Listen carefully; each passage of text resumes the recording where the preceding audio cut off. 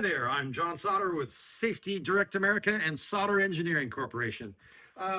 Here I have a shiny, polished, super reflective, super slippery when wet, polished granite. Now, ASTM E303 utilizes the pendulum tester. It's been around for 50 years, and 50 nations have a peer-reviewed published test method for this tester.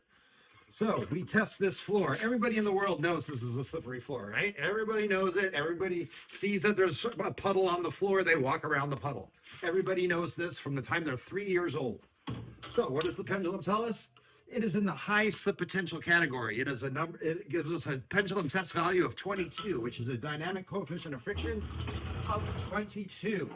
Now, let's take the static coefficient of friction test reading on utilizing the BOT 3000E, and we will find out that static coefficient of friction testing is absolute nonsense. It always has been, and it always will be.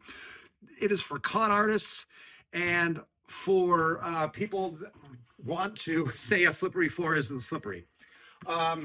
If you are pushing static coefficient of friction testing, you are either a con man or you are stupid.